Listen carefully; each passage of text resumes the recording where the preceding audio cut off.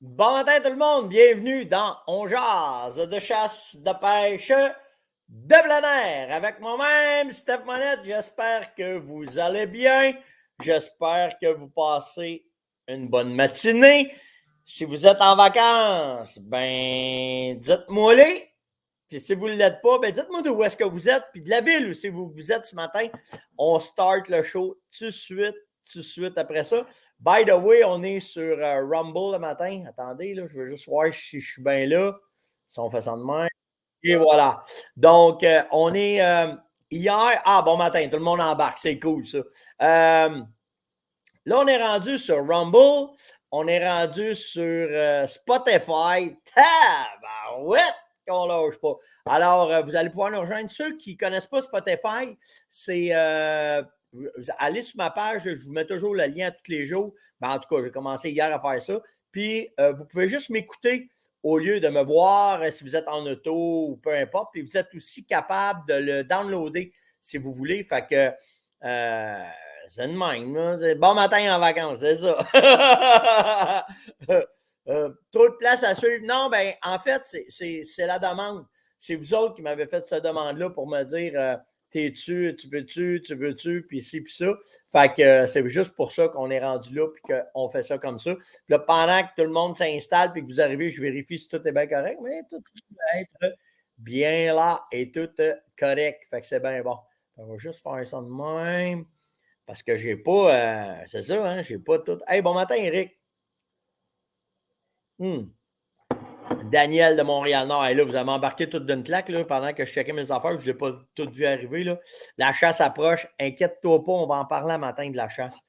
J'ai pas mal. En fait, vous m'avez posé des questions plus techniques. Fait qu'on va arriver avec ça, dont les urines. Fait qu'on va parler des urines. On va parler. On parlait de paquet d'affaires, là. J'ai-tu des nouvelles aussi? Mais ça, je me souviens pas. Hey, 4h15 un matin, j'étais prête, puis go, puis ah ouais, ma blonde, elle dit, voyons, elle dit, qu'est-ce qui se passe? Ben, un matin, avec la pluie qu'il y a eu hier, puis un matin, qu'est-ce qui se passe? Puis, commence à voir, c'est là une coupe de coups hier soir. ça s'en vient. C'est fou, hein, comment est-ce que ça n'a pas de bon temps, ça. Ah, si bol, ben oui. Steph, hier, j'ai vu un chat hier. Faut-tu que je mette mon habit de combat? Ah, moi, je suis tatoué, mon gars. Il ne faut pas que je me trompe. C'est un bord, il y a de l'urine, l'autre bord, il y a du café. Ils vont faire un astic de ça si je prends une gorgée. Vous allez voir, les yeux vont me plisser, c'est sûr, certain. Ah, l'affaire des chats hier, ça a fait parler pas mal aussi. Là. Qu'est-ce que tu veux qu'on fasse? Nos CCDB, là, ils se croient pas mal. Ils se croient pas mal. Bon, ma caméra, matin, ne bougeait pas. On va arranger ça aussi. Ça arrive de tous les bords, matin. C'est le fun, ça. Bougez pas. Placer ma caméra, là, parce que. Voyons. C'est assez, des fois, rudimentaire, nos installations. Hein? Puis là, il va falloir que j'arrange ça, mais bougez pas. Ça s'en vient. Bon, on devrait être mieux. Bon, là, c'est mieux placé. Fait que. Ouais, puis c'est pas chaud aussi. Là. On commence à être dans le. On joue pas mal là, dans nos affaires. Fait en tout cas, bon matin. Tout le monde est pas mal là. Fait que, on va commencer ça. Avant de rentrer dans les urines, je vais vous parler. Il y a eu une étude qui a été faite par le ministère pour parler de la valeur économique d'un orignal. Combien ça a rendu que ça vaut un orignal à la collectivité? Checkez bien ça. En fait, un orignal, ça a plus que doublé en 16 ans, le prix d'un orignal. Ça veut dire que sur, grosso modo, 30 000 orignaux récoltés, là, ce que ça veut dire, c'est qu'est-ce que ça vaut? C'est les dépenses reliées à la chasse à l'orignal versus le produit final, OK? Le produit final, c'est la récolte d'un orignal. Fait que, tu sais, si tu regardes les dépenses que ça occasionne, tu sais, par chasseur, l'hébergement, l'alimentation, le transport, les permis, les armes, les vêtements, l'aménagement, les VTT, les véhicules, tout ça mis ensemble, on parle de retombées économiques de 192 millions pour la chasse à l'orignal. Ça veut dire que chaque orignal récolté vaut à peu près 16 324 $. Moi, je me souviens, c'était 5 000 $. Mais là, un orignal, dans la collectivité, ça vaut 16 000 $. Le petit gibier lui rapporte 128 millions. la chasse au chevreuil, 102 millions. Puis la pêche overall, c'est 803 millions. Ça veut dire qu'on pogne 803 millions pour la pêche, 796 millions pour la chasse, puis 29 millions pour le piégeage, pour à peu près 1,4 milliard de dépenses annuellement pour ces sports-là. Fait que c'est ça que ça rapporte, mais c'est impressionnant de voir que quand vous voyez un orignal de bout, c'est une récolte collective qui vaut à peu près 16 000 $. Fait que quand il y a des braconniers qui embarquent là-dedans, ben, on se fait voler à chaque orignal débarqué, c'est 16 000 $. Un chevreuil, ça vous rend à peu près à 10 000 $. Fait que c'est à peu près ce qu'on se fait voler collectivement par les braconniers quand ils rentrent puis qu'ils viennent nous faire ça. Fait que je trouvais ça important matin, puis je trouvais ça hot que ça l'aille tant augmenter. Là. Tant augmenter, c'est capoté.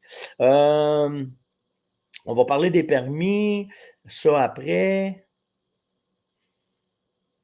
Ça, c'est quoi? Ah oui! Il y a pas mal de balles qui ont rentré dans les boutiques. Hier, là, je dois avoir eu facile 4 boutiques qui m'ont appelé pour me dire que la munition était rentrée. Donc, si vous manquez de munitions, peu importe, là, OK, venez m'écrire sur steph.ojaz@farmonette.com, puis je vais m'organiser avec vous autres pour vous transférer vers le calibre que vous avez besoin. Mais les calibres rares, ça commence à rentrer. 270 WSM, 300 WSM, 7 mm, short, rug, mag, pic, pang, pang, là, OK? Ça commence à rentrer. Des balles de 410 aussi qui étaient très, très rares pendant la pandémie. Whoop, ça commence à rentrer aussi.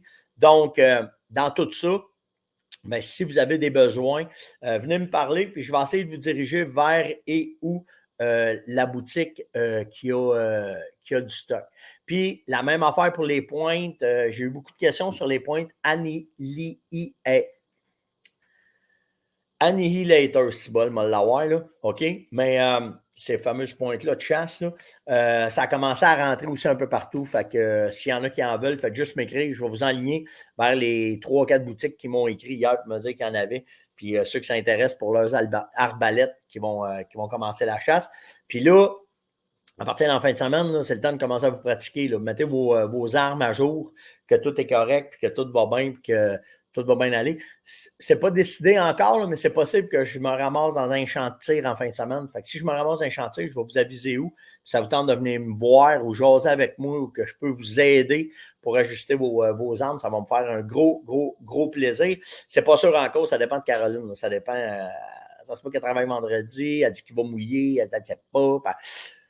C'est ça. À cet instant, moi, je ne pose pas de questions. Je soumets les projets.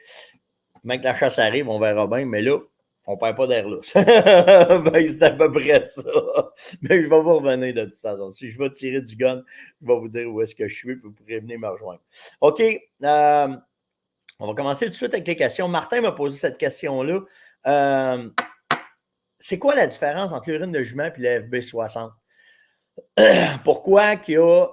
Hey, un matin chez Sécorel. Hey, oui, n'oubliez pas ça. Moi, avant de rentrer dans les urines, n'oubliez pas là, notre événement de la communauté le 9, le 10 septembre chez Sécorel. Je vais parler à Nicolas. M'en de parler à Nick aujourd'hui. Puis celui qui m'écrit, là, qui est chez Sécorel, je ne sais pas c'est qui, tu dois me poigner sur coach. Mais mandons à Nico qui m'appelle. Si tu loues Dimonette à parler de lui un matin. Puis dis à Nico qui m'appelle ou je vais essayer de le rejoindre, là, c'est pas grave. Mais si ça vous tente de venir passer un beau week-end avec nous autres, puis triper, là, juste, on va tirer de l'arc, on va tirer de la carabine. Je me suis fait poser hier comme question, vas-tu descendre tes cannes à mouche? Si vous voulez, ouais, on va faire une démonstration de spray, si vous voulez. On va vous faire des démonstrations. Comment est-ce que ça marche, ces cannes à pêche-là? Que vous voyez la différence de la pêche en mouche, de la pêche au spray. Fait qu'on va les avoir, Mopian. Fait que si ça vous tente, on va vous faire des démonstrations au bout du quai. Puis si vous voulez l'essayer, on va avoir nos cannes. Fait que vous pourrez essayer nos cannes, voir comment est-ce que c'est, OK? OK, pour la différence entre l'urine de jument et le FB60. L'urine de jument, là, vous la retrouvez en 1 litre comme ça. OK? C'est sans doute le produit le plus vendu dans l'industrie pour la chasse à l'orignal. Tout le monde a sa technique. Moi, j'aime beaucoup utiliser l'urine de jument pour faire des souilles, pour mettre de l'odeur dans les souilles, puis comment est-ce que c'est. Ce qu'il faut que vous compreniez, là, pourquoi que l'urine de jument, elle est efficace, c'est qu'ils ont certaines hormones qui sont pareilles, qui se coïncident entre l'orignal et le cheval. OK, les juments, tu m'en as dit, le chevreuil. Le premier qui a été sensible à ça, qui a commencé à parler de ça, c'est un monsieur qui s'appelle Eugène Labelle. C'était un guide de chasse et de pêche et aussi un bûcheron. Puis quand ils ont développé, c'est un gars de mon coin, ça. Il est décédé aujourd'hui, M. Labelle, mais ça a été un très, très grand trappeur qu'on a eu, puis un très, très grand guide qu'on a eu. Puis quand ils ont développé le parc de la Vérandrie, les chemins, il était bûcheron, lui, là-bas. Puis, naturellement, à l'époque, il sortait les arbres avec des chevaux. Puis c'est lui qui s'était aperçu pendant la période de bûchage que les orignaux collaient les juments pendant qu'ils bûchaient quand il était en chaleur. Puis c'est là qu'il a commencé à récolter l'urine de jument. C'est de là que ça part. Après ça, bon, on s'est aperçu la bonne façon. Oh, c'est un très, très bon calleur aussi. C'est une machine, je vous le dis. Là. Moi, je l'ai connu très, très bien. Là. C'est une machine, M. Labelle. Puis, pour nous autres, récolter l'urine, ben, ça se fait sur une période de 7 jours. En fait, la première et la dernière journée que la jument elle est en chaleur, on n'utilise pas cette urine-là parce qu'il y a moins d'hormones dedans. Ce n'est pas des phéromones, c'est des hormones. Ce qui arrive, c'est que quand la femelle, la jument, elle est en chaleur, toutes les hormones viennent se placer à l'intérieur, j'ai un l'ovule. À l'intérieur. Je manque mes mots au matin. Mais ça vient tout se placer directement à l'intérieur. C'est pas de la vulve. Du col, du col de l'utérus, toutes les hormones se collent là. OK? Pendant qu'elle est en chaleur, ben, si elle est accouplée, ces hormones-là servent à monter et à placer le placenta, puis à ce qu'elle soit capable de recevoir le bébé cheval. L'utérus. Merci, Marc. Asti, je vais l'avoir un matin. Fait que, mais par exemple, quand elle n'est pas accouplée, toute cette quantité d'hormones-là est relâchée dans l'urine. OK? Et c'est ce qu'on retrouve en partie dans l'urine de jument. Il faut que vous compreniez que quand on fait les barils d'urine de jument, c'est tout brassé, puis là, on remplit les bouteilles. Après un certain temps, mettons, on va vous dire ça de même, on va vous dire à la ferme comment ça se passe, OK? Bon, c'est mis dans des barils, puis là, ben, c'est fait. Mon employé, mes employés, à toutes les 15-20 minutes, ils partent une machine, ça brasse pour être sûr que toutes les hormones se ramassent partout dans l'urine, puis que vous en ayez une quantité là-dedans. Sauf que, on peut aussi la décanter. Ça veut dire qu'on va laisser l'urine reposer, puis ça va se ramasser dans le fond d'un baril. On va prendre l'urine en haut pour faire des produits. Puis ce qui reste en bas, on fait un produit qui s'appelle le FB60, qui est beaucoup plus concentré en hormones. Pas en phéromones, hein, parce que les phéromones, c'est vivant. Ça vit à peu près des phéromones de cervidés, je m'excuse. Les phéromones de cervidés vivent à peu près 4 minutes. OK? Quand ils sont relâchés. Donc, c'est vraiment les hormones qui sont. Ouais, j'ai pas de mémoire un matin. Il y a des matins de même. Hein? Fait que la concentration d'hormones, elle est plus concentrée dans le FB60. Vous voulez faire un test? On va vous montrer comment vérifier votre urine de jument. OK? Et il y en a qui ne seront pas contents un matin que je montre ça. Mais ce que vous faites, c'est que vous prenez votre urine, vous la brassez, bien comme il faut. Vous prenez un bocal d'1 litre, puis mettez là-dedans pour voir la qualité de votre urine. Elle est supposée être pas opaque. Elle est supposée être comme ça, opaque. OK? Vous n'êtes pas supposé voir ben bord en bord. Plus que tu vas bord en bord, plus qu'elle est diluée. Je ne sais pas de quoi je parle, mais je vous dis ça de même. OK? En fait, ensuite, ce que vous voulez, c'est quand vous allez déposer votre urine directement dans un bocal, il va y avoir ça qui va se ramasser dans le fond. C'est ça, ce que je vous parlais, les hormones qui viennent se placer à l'intérieur de l'utérus puis qui sont relâchées. Ça, c'est ce qui fait que les orignaux capotent. OK? Quand ils sentent ça, ça veut dire qu'il y a quelque chose qui se passe d'accouplement en entour, puis c'est là que les bocs vont coller dans vos souilles, par exemple. Puis ce qu'il faut que tu fasses, gardez bien là, la couleur que c'est là. OK? Fait que si l'urine est juste comme ça, puis quand vous la brassez, elle est supposée devenir plus brouillée, ou du moins, si vous achetez du FB60, c'est faut qu'elle fasse ça quand vous allez. Je pensais que c'était pour. Regardez comment est-ce qu'elle devient crémeuse tout de suite. Ça, c'est la preuve que l'urine, elle est de qualité. Point à la ligne. OK? Là-dessus, Fait que vous avez le moyen de tester vos affaires à ce temps. Moi, je n'ai pas de cachette à faire là-dedans. Les standards qu'on met, nous autres, en application, c'est de même partout. OK? Puis, c'est supposé être comme ça. Le reste, c'est vous autres qui faites le test, c'est vous autres qui vérifiez vos affaires, c'est vous autres. Fait que quand vous arrivez avec certains produits, ouais, ça ressemble à de l'eau de vaisselle. Mais tout ça pour vous dire que quand vous allez arriver dans des produits, OK, puis que peu importe dans l'industrie comment est-ce que c'est, vous allez être capable de vérifier que si le produit il y a de l'allure, si le produit il n'y a pas d'allure. OK? Je vous dis ça de même. Fait qu'après ça, vous pourrez faire votre choix vers les entreprises qui sont sérieuses et celles qui ne le sont pas. OK? Puis, ce n'est pas une question de couleur d'étiquette. OK? On va s'entendre. Il y en a qui ont joué avec ça, là, mais on ne joue pas avec ça. OK? On y va. Je vous dis ça de même. Puis, 30 pas vos toasts là-dedans, ça goûte le solide. Puis, ni dans le café. OK? Puis, je fais un lien avec Alain qui m'a demandé, tu me conseilles quoi pour ma chasse à l'orignal? Ben, là, vous l'avez. Vous pouvez jouer avec le synthétique, vous pouvez jouer avec le naturel. Le naturel est un peu moins dispendieux. OK? Martin me dit comment tu l'utilises. Moi, ces deux urines-là là, que je vous ai montrées, j'utilise ça dans les souilles. Moi, j'aime ça faire des souilles, je me fais des endroits, puis je mets ça là-dedans. Ouais, ça ressemble à mon café, c'est ça. Mais moi, je fais ça comme ça. OK? Donc, cette façon-là de faire, ça fait que je me fais des pits, des souilles proches de mes salines.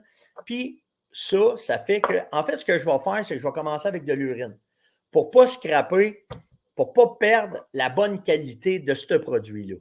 Puis quand que je vais commencer à chasser, si je vois que j'entends, que je vois des traces, là, je vais commencer à utiliser ça.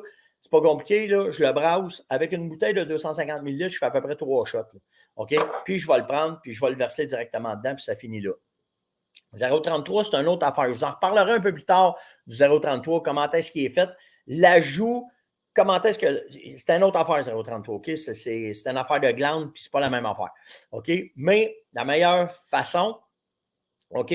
Moi, en tout cas, c'est soit je le mets sur un chiffon ou soit je vais faire une souille à terre, ça finit là. Les autres produits, c'est différent. C'est si on prend un rignac, c'est fait pour provoquer. Ou si tu peux le mettre dans une souille, parce que ça représente une femelle. Orignac, ça fait le boc qui pisse dedans. Là, on peut rentrer dans 1000 techniques. De toute façon, j'ai plein de vidéos là-dessus. Si vous avez des questions, là, venez me les poser sur steph.onjase, puis je vais vous envoyer une vidéo en conséquence de ça. Puis après ça, on pourra développer, puis arriver avec ça, puis voir comment est-ce que c'est. OK? Ouais, c'est ça. Puis Alain me demande, qu'est-ce que tu me conseilles pour chasser? Il y a, tu sais, ça dépend des dates, ça dépend comment est-ce que c'est. Je vais te montrer de quoi. OK? Je ne l'avais pas préparé, mais je vais aller chercher. Quand là, vous allez sur le site, vous allez en boutique, là, OK? Il y a des ensembles qu'on a faits pour vous faire, on va dire ça de même, vous faire économiser de l'argent. OK? En fait, ce qu'on veut, c'est que vous puissiez toucher le plus de produits possible, puis que vous puissiez utiliser, puis voir. Oh, ah ouais, donc, le matin, ça marche pas. Comme ça. Vous puissiez essayer le plus de produits possible pour qu'après ça, vous puissiez aller en boutique puis décider ce que vous voulez. On a fait un ensemble, là, un ensemble d'automne. Vous avez tout dedans. OK? C'est parfait, puis vous avez tout dedans. Puis c'est tout en petite quantité. Fait que vous pouvez l'essayer. Puis si vous commencez à avoir des résultats, vous allez être capable de vous en aller puis voir qu'est-ce qui vous intéresse. Exactement. C'est bien. L'ensemble 139, c'est vrai ça. C'est André qui me dit ça. OK? Je vais vous le montrer. Comme ça. Comme ça. Fait que dans cet ensemble-là, là, vous avez tout ce qu'il faut. Vous avez du coton fromage si vous récoltez. Vous avez de l'orignac, vous avez du FB60, vous avez du nose pour le vent. Vous avez de l'urine de femelle en chaleur synthétique. OK? Puis vous avez toutes les phéromones qui viennent avec. Vous avez de l'odeur de terre, puis vous avez du destrodeur. Fait que, tu sais, c'est un kit, là, que tu as tout dedans, one stop, tu mets ça dans ton sac à dos, puis n'importe quelle affaire qui va arriver, tu vas être capable de pouvoir aller chercher un maximum de rendement, tu vas tout avoir. OK? Ouais, pour le chevreuil aussi, je l'ai, André, c'est le 141, si je ne me trompe pas. Je vais juste aller voir, là. Dans le chevreuil, c'est le 141, c'est ça? Bouge pas. Non, ça doit être 140 d'abord. Bouge pas. Ça suit tout le temps d'habitude. Exactement ça. Je vais te le montrer, bouge pas. Ah, ben vous le voyez. Ah, c'est bien nice, ça. Ça change au fur et à mesure. Parfait. Puis tu l'as dans le 140, OK? C'est 139 ou 140, là, tout dépendant de l'espèce que tu veux. Fait que là, tu es capable de jouer avec tout ce que tu as à faire, puis tu y vas avec ça. OK? Fait que Si vous partez à la chasse, ben, ces kits d'essayeux-là, ça vous permet d'avoir le stock en main, de faire vos techniques, de prendre l'expérience avec. Puis après ça, vous allez dans n'importe quel détaillant, puis ils ont tous ces produits-là en magasin. En tout cas, les magasins qui tiennent notre stock, puis vous êtes capable d'avoir ce que vous voulez. Si je l'ai eu. OK? J'étais à la chasse ce matin. Il y a assez de mouches tenez, c'est malade. OK? Fait que tout ça pour vous dire que vous êtes capable d'en avoir partout, puis ça vous permet. C'est bien de la misère le matin, mon stock. OK. Ça vous permet d'utiliser à bonne technique, à bon temps, à bon heure. C'est pour ça qu'ils ont été faits, ces ensembles-là. J'espère qu'Alain, ça répond à ta question.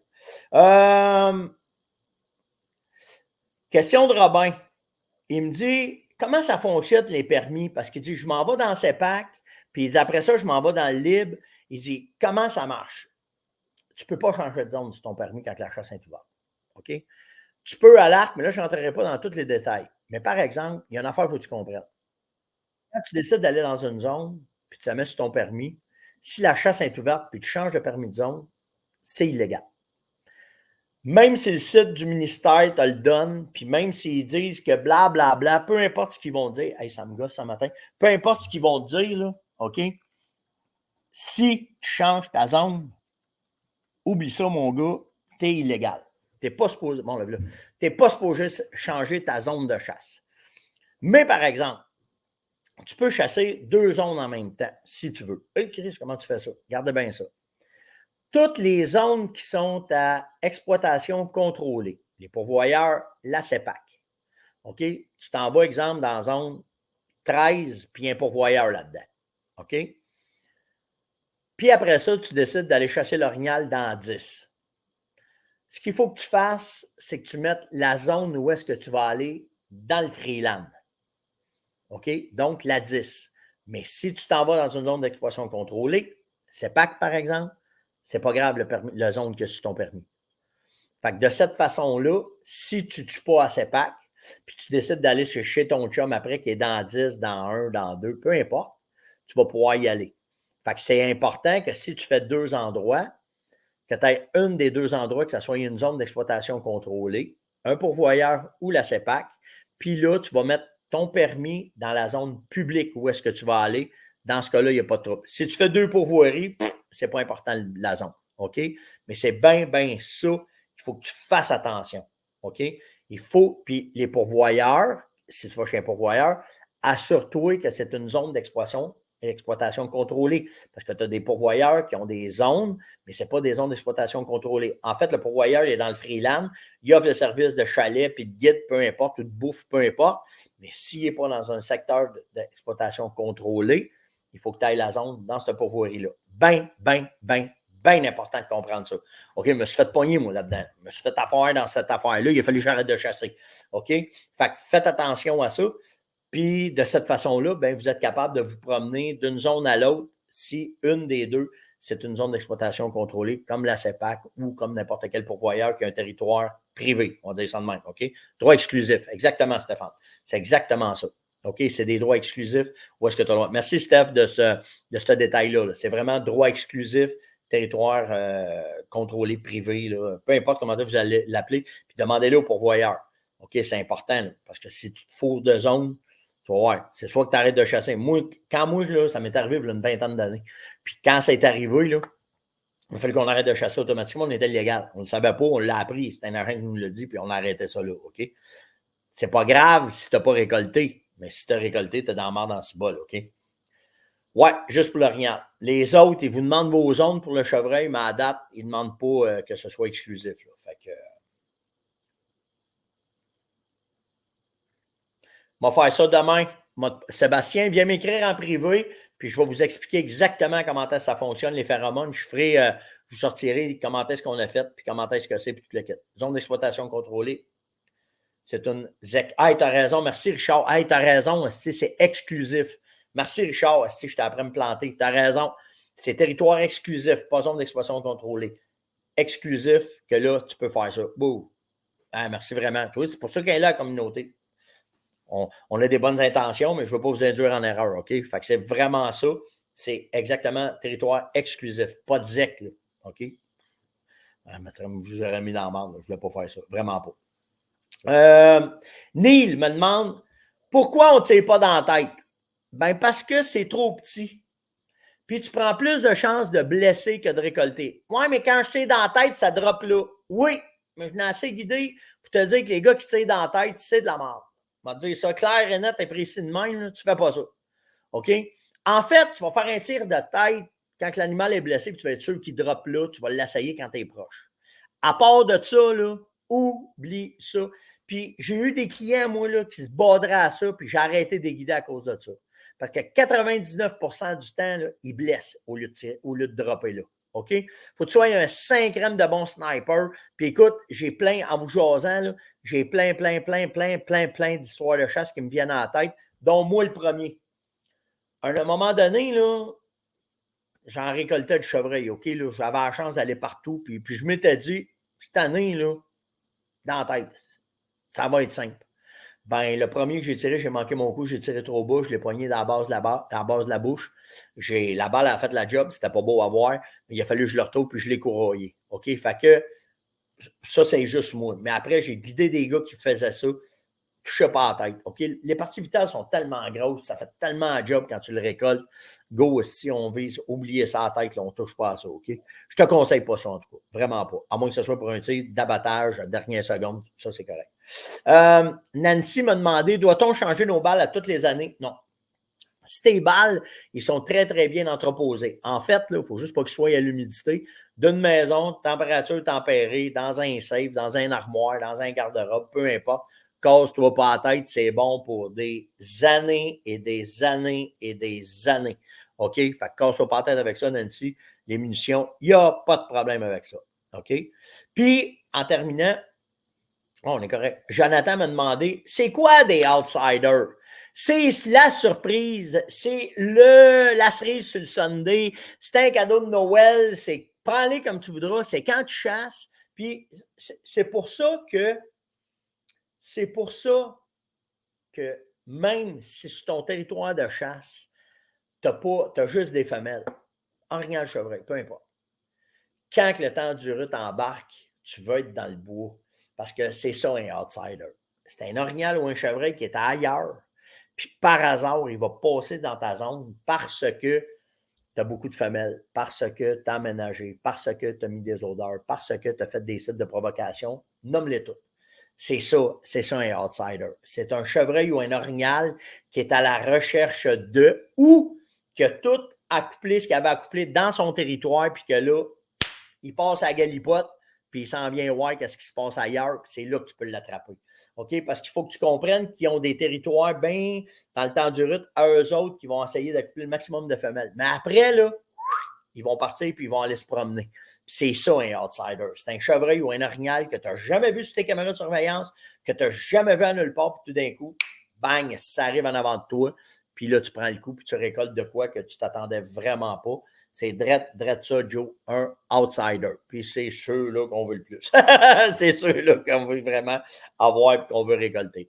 Likez, partagez, invitez. Mettez des likes, s'il vous plaît, OK? Je vous le dis, là, on n'a jamais été tant checké, tant vérifié. Là, regarde, OK, je suis encore sur Spotify, là. Pas Spotify, mais sur Rumble. Mais je vous le dis, là, c'est vous autres qui faites le show. C'est vous autres qui le contrôlez. Puis plus que vous mettez des likes, puis plus que vous mettez des commentaires, c'est pas grand-chose, hein? C'est ça notre salaire, OK? Le reste, là, c'est vous autres qui faites la journée, puis c'est vous autres qui faites la différence. Merci tout le monde d'avoir été là, puis on se voit demain matin. Ciao tout le monde! Non, encore personne me sourit. Allez là. Pouch.